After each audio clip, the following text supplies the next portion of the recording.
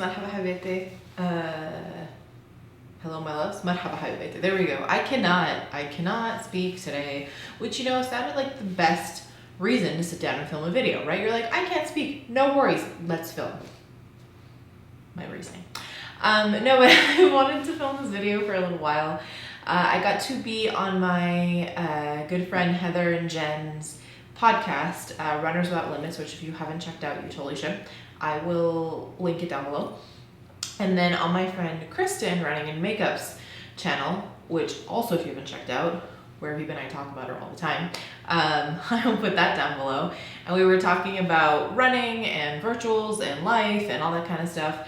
And it made me, I was so grateful to get to have those conversations on those, with those friends of mine on their different content channels, right? Is the podcast a channel? Maybe? I don't know. But it did also make me, so please, if you haven't checked those out, go there. But it also made me think about a topic that I wanted to delve into a little bit further.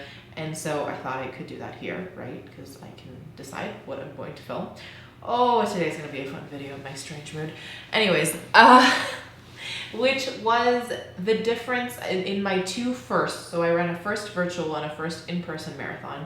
And I think in 2020 where there will be a lot of virtuals and there may be some in-persons and people may be making decisions at this point on how they want to do their first, whether that's an in-person or a virtual, and what are the pros and cons and all that kind of good stuff. So I thought this was a topic that was kind of swirling in my head that I wanted to unpack a little bit more selfishly, but potentially could also help those of you deciding on how you want to tackle your first, whether it goes virtual and that's the route you're going to go, or if you're going to hold out for an in-person.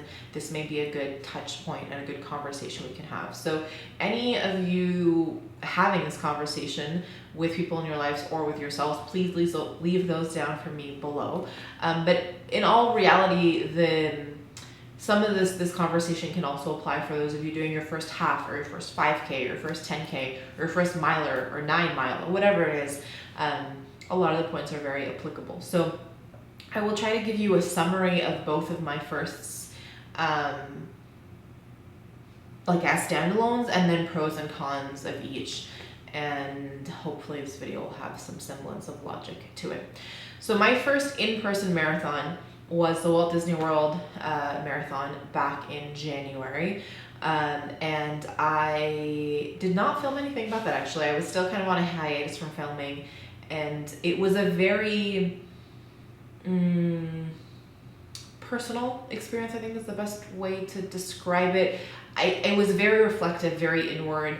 I wasn't working with a coach at the time. I wasn't training with anybody else.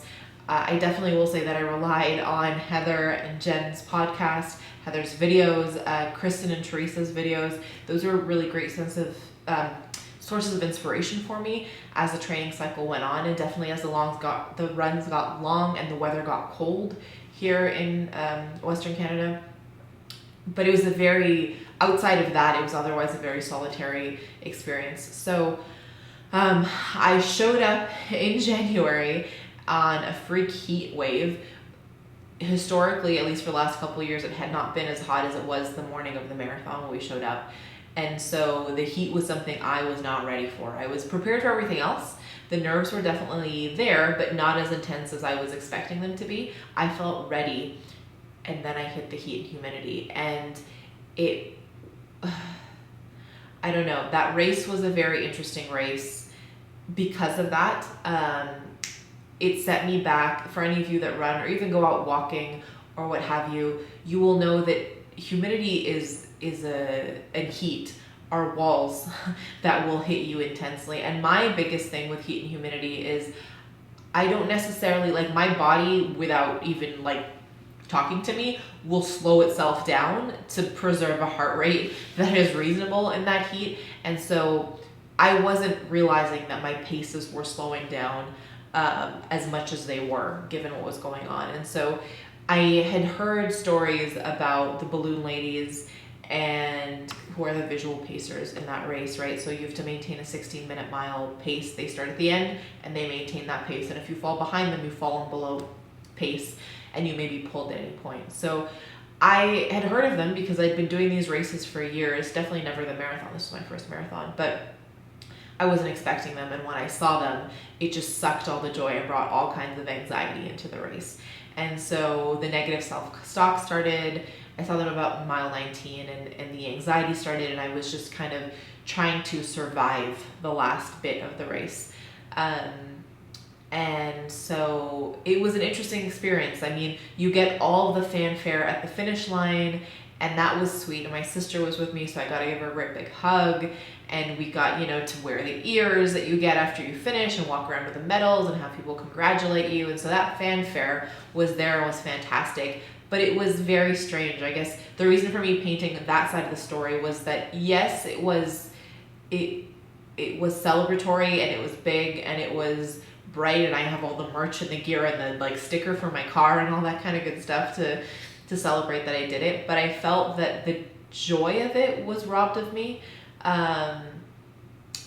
because of weather conditions that were totally outside of what I could have prepared for here, and also kind of an arbitrary, like I walked in knowing what the pacing was, right? But I think a lot of times there's a stigma that if you fall below the pace, it's because you've injured yourself or you haven't done the training. I had done all the training. I wasn't injured. I was ready. I had enough of a padding in my pacing that I should have been fine, but then things didn't go as expected on race day. So it was interesting. I look at that medal with so much pride and achievement, but I will definitely say that the week or the few days I was still there at the parks celebrating that milestone, and even the few weeks after, I was just done.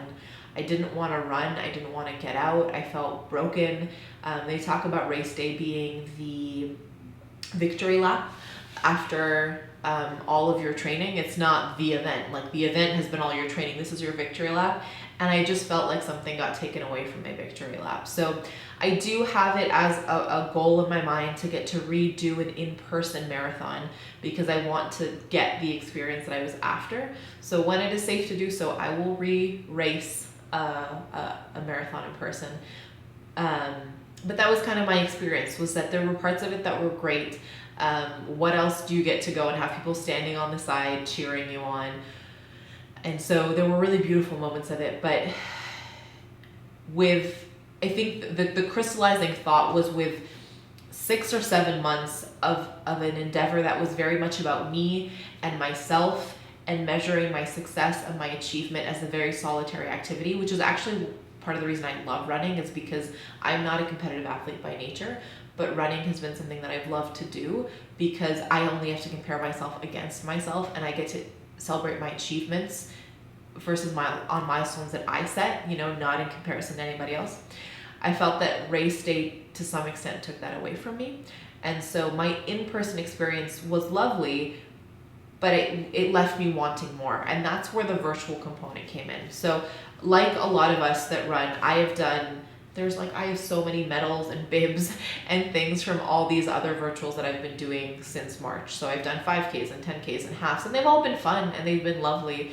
But will I tell you that I've enjoyed them more than in-person races of that nature?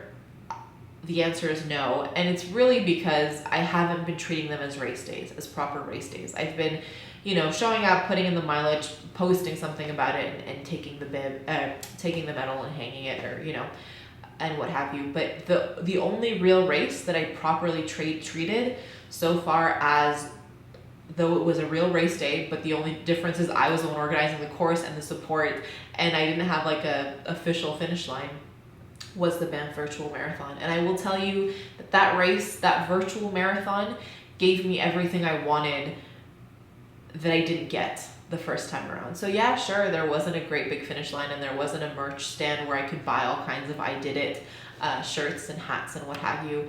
But what it was my ability to celebrate the work that I did. So it let me fall into every mile thinking with gratitude of everybody that had helped me along the way, from friends to family to my own body. It let me take it peacefully. I wasn't stressed trying to keep up with somebody. I was just taking it at my pace and enjoying it every single mile. Okay, there's a half a mile there where I started to struggle a little bit. If you haven't watched that vlog, I'll link it down below. But I got to celebrate, and my brother was really awesome. He came and ran the last 6 miles with me, and those were the 6 miles that I didn't get the joy out of the last time around. And so even when it hurt so bad at mile 25, I by and large still could find a smile to put on my face, because I kept thinking back to how it was tough, but I was there and I was showing up, and I wasn't worried that a pacer was going to come pull me away from my finish line because of weather and arbitrary, pacing, and I wasn't comparing myself against people that were running past me or ahead of me. It was just me and my race and my brother or random people who would show up. There were still people that cheered, like you'll watch in that vlog. People will come and show up for you and realize that you're wearing a bib and will like clap for you and yell for you, and so that was still there. But it was that individual sense of achievement and celebration that I didn't feel like I got in the midst of the anxiety of an in-person race where pacing was a challenge or weather was a challenge, where there was people running and I couldn't get the quiet that I wanted to just be in the zone and focus on my milestone and my achievement. So those were my 2 different experiences. Like I said, I wouldn't, knowing what I know now, I wouldn't go back and not do one. It seems as though my in-person experience wasn't what I wanted it, and maybe I would go back and not do that. I definitely wouldn't trade that experience for the world. It was fantastic to see, Kristen and Teresa and Laura and everybody that, I had gotten to watch in video in person. It was beautiful to have the announcers and the fanfare. Like, there were such lovely moments of it. But if, you asked me to pick which of the 2 is my favorite, interestingly enough, it was the virtual. I didn't think that was the case. I do, like I said, want to do an in-person one again at one point, just to get everything that I got out of the virtual out of it. I'll probably pick a location with a climate that's probably more consistent with the one that I have here. I may even actually run the Calgary Marathon in a few years when they bring it back. But I will say they're very different experiences. The marathon, to me, is a very solo sport, and you get a lot more of that solo celebration come race day on a virtual than you would in person. But if you know yourself and you are the kind of person that wants the fanfare and wants, someone to look at the corner of their eye to like race to the next milestone, and you feed off of that, then yes, you definitely won't get that out of a virtual, and maybe you want to hold out and do it in person. But I will say that the key, at least, to make a virtual special in the way that it can really be awesome and distinctive and in some cases better than an in-person race is by showing up for it like a race day, by printing out your bib, by doing your kind of rituals like you would as though it was race day, going to bed early. I went to like my little gear shop to like pick out a few things as though I was going to an expo. I laid out all my stuff. I pinned my bib. I started early. I set aid stations. I set support stations. Making it, its own celebratory event in the same way, and then it holds all the weight of a real race.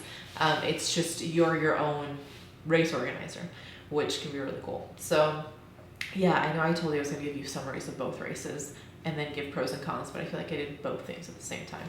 Like I said, I didn't film a full video on my Walt Disney World Marathon, but I did for my Banff Marathon, so I'll link that blog below. I will also link the podcast and the videos because we talked about those things on those 2 places.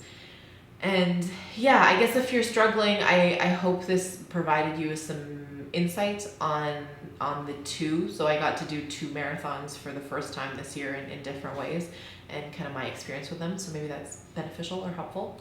Let me know what you guys have done, your experiences with virtuals, in-persons, decisions you're making, all that kind of good stuff as well. And let's continue the conversation down in the comment section. The next big milestone that I'm tackling is Dopey. I'm going to do that virtually just because I don't know what January will bring. I don't know if I'll be able to travel down to Walt Disney World to do it, and I don't. I wanted to take the anxiety again out of the will it, won't it happen, and I want it to be something that I can just work for and show up for race day and enjoy. And I also, like I said, I had great joy out of running a marathon virtually. So hey, why not do Dopey? I will go back down to Florida and do one in person one of these days, but kind of once we get out of this state of uncertainty of pandemic. So yeah, also let me know what big milestones you guys are tackling. It could be, you know, your first 2-hour walk. It could be your first 100-mile month. It could be whatever. Let me know. I'd love to share and follow along on those milestones with you guys. So I think that is all. I don't know if this was as coherent as it was in my notes and in my head. So hopefully you're able to follow along. But if you have any questions, let me know. And let's do 3 quick points of positivity before I head out for the day. So my first point of positivity is a super bright lipstick. I don't often wear fuchsia lipstick because I feel like it makes me look like the kind of girl that stands on the corner. I don't know why fuchsia. Blue, grays, blacks, not a problem, but fuchsia. And then I have this lipstick from Too Faced that I wear that makes me like I can't stop smiling when I catch myself looking at it in the mirror, and then I'm like, why do you give fuchsia lipstick such a hard time? You love this color. Anyways, that was the first thing making me smile. The second is I'm filming this on a long weekend, so I got to sleep in today and get an extra day off, which has been just so fantastic. And my third is catching up on my YouTube videos. I've been watching Kimberly from Bell.898, Kimberly Esterbrook. I've been a bit behind on her videos, so I got to catch up with her and her mom and her dad, and they're running and they're getting ready for Dopey. So I know that I'll be following along with them as I'm doing my training as well. I will link her channel down below if you guys haven't checked her out. She's amazing. And yeah, I think that is it. Okay, I will talk to you guys soon. I hope you guys are having good days. Let me know what's making you guys smile today. And before I leave you, as always, I need to remind you that life is just way too short to wear boring lipstick. Bye, guys.